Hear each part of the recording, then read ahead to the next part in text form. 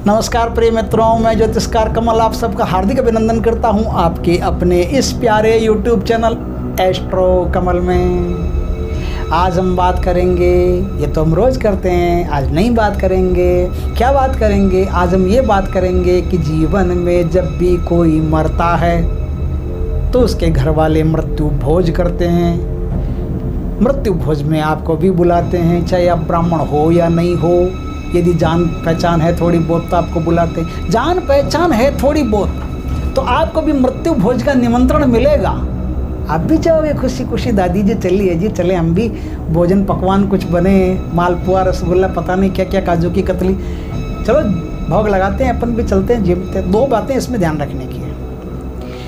एक तो जब भी आप मृत्यु भोज में जाओ भगवान को भोग मत लगाओ।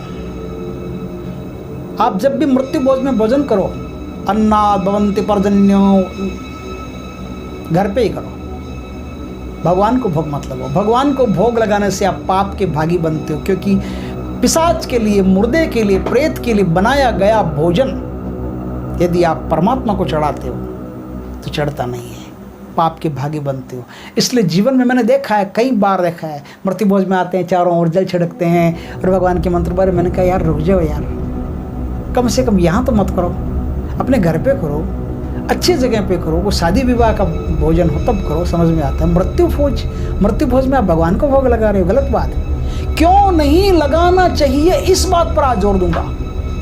मृत्यु भोज में भगवान को भोग क्यों नहीं लगाना चाहिए? बात यह है कि जब आप भोजन करते हो तो आपके साथ और भी कोई भोजन करता है। आप कहोगे और भी कोई भोजन करता है, उल्लू बना रहा है, और कोई भोजन करता है क्या? हम थाली लेके बैठते हैं, कटोरी लेते हैं, गिलास लेते हैं, रायता लेते हैं, उसमें ये लेते हैं, पूड़ी आती है, सब्जी आती है, हमें तो खाते हैं, और कौन खाता है? कोई नहीं खाता। लेकिन आपको पता नहीं है। एक ट्रिक बता रहा हूँ, एक तरीका बता रहा हूँ, उससे यदि आप पता करोगे तो आपको पता चल जाएगा कि आपके साथ कौन खा रहा है और जितने बैठे हैं उनके साथ कौन खा रहा है। आप जब मृत्यु भोज में भोजन करते हैं तो जिस प्रेत के नाम से, प्रेत का अर्थ होता है, प्रेत कोई शब्द का आप गलत अर्थ न लें, प्रेत का अर्थ होता है जिससे अभी भी प्रीत है अपने शरीर से, वो प्रेत। जिससे अभी भी प्रीत है अपने शरीर से, उसे कहते हैं प्रेत। और जिसका शरीर बीत गया है, जो अब इस शरीर में वर्तमान स्थिति में शरीर मौजूद नहीं है, उसे कहते हैं भूत।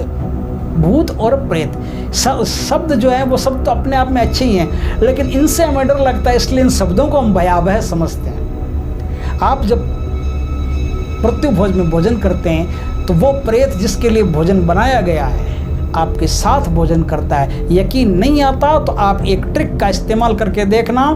जब मुर्दे को जलाया जाता है तो एक थेपड़ी का संस्कार होता है। वहाँ जितने लोग होते हैं वह शमशान में पड़ी हुई जो थेपड़ी होती है उसे उठा करके जलती चिता में फेंकते हैं। सब फेंकते हैं, आप भी फेंकोगे तो आप एक काम करना, आपने थेपड़ी फेंकी, फेंक तो दी, अब कैसे भी करके लाठी से निकालो, लकड़ी से निकालो, कैसे भी करके अधजली उस थेपड़ी को वापस बाहर निकाल लो। अधजली थेपड़ी को बाहर निकाल करके किसी चीज़ में डाल करके उसको एकदम सुरक्षित रख दो। घर के बाहर रखना, घर के अंदर मत लाना, नहीं तो गड़बड़ हो जाएगी। एस्ट्रो कमल जिम्मेदार नहीं है। घर के बाहर ही कहीं रखना, सुरक्षित रखना, ताकि कोई बच्चा कोई उसको हाथ नहीं लगाए, उसको कोई छुए ही नहीं। आप भी किसी कपड़े में या थैली में, पॉलीथीन में, कहीं भी डाल के सेफ रखना उसको।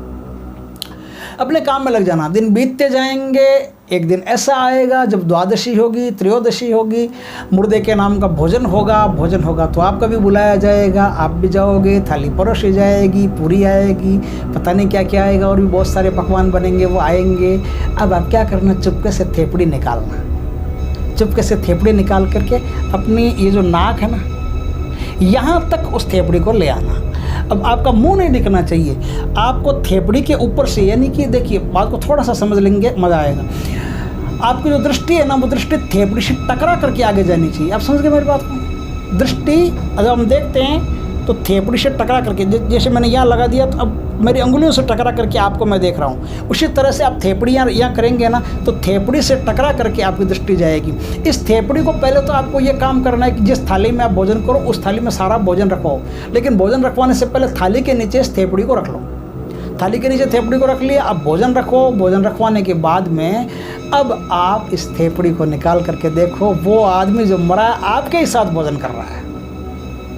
और वो आदमी मरा है, वो जहाँ जो भी कोई भोजन करने वाला है उन सब के साथ भोजन कर रहा है। यदि आपने काम किया तो आप अपनी आंखों से देख लोगे कि आप मुर्दे के साथ भोजन करके आ रहे हो। इसलिए मैं कहता हूँ कि भगवान को भोग मत लगाओ। कैसा लगा ये वीडियो आपको? अच्छा लगा हो तो लाइक करें, कमेंट करें, शेयर करें। मिलते हैं फिर किसी वीडियो में। जय भोलेनाथ की, जय श्री कृष्ण मित्रों।